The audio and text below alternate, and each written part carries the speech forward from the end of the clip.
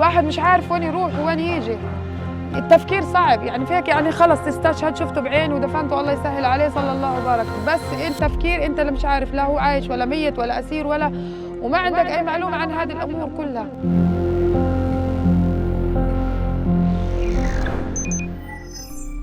Well, what concerns me most about the EU position is a lack of a position.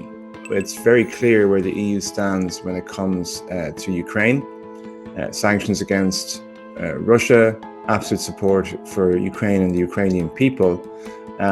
Even around these buildings, the Ukrainian flag is very visible.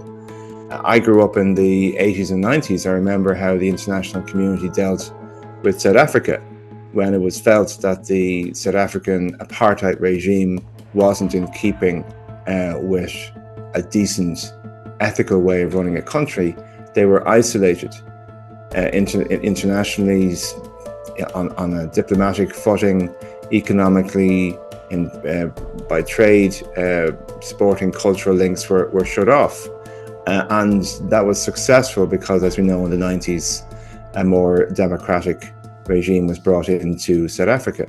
So I just don't understand how, when it's clearly evident that Israel are breaking international law, and that they've effected a genocide in Gaza, that tens of thousands of people, including children, have been killed, that we don't stand up for international law and we continue with the EU-Israel trade agreement. So the association agreement at the very base level should be deleted, and certainly I feel that the EU should have a very similar response to what Israel are doing, as we have to what Russia are doing. Well, in terms of those under rubble, I mean, clearly what's happened in Gaza has been absolutely devastating. It feels, however, that the EU are merely a bystander. Obviously, any technical or practical help that could be afforded to relief agencies, to UNRWA, to anybody who is assisting in recovering people, bodies,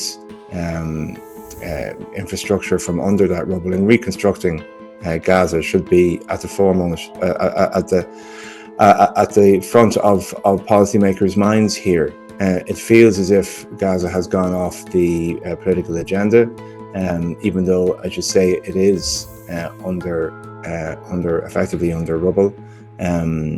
It is completely unrecognizable from what it was like a number of years ago.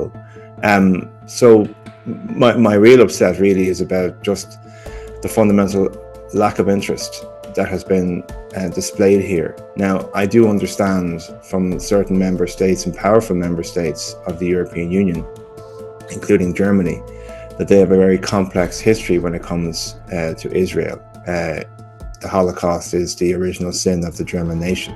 And so all German politicians feel as if, they've been taught from a very young age that they need to remember that. And that's why they have a different relationship with the state of Israel than maybe people from Ireland would have. And that does colour, I suppose, the reaction of the EU and certainly of the German president of the Commission.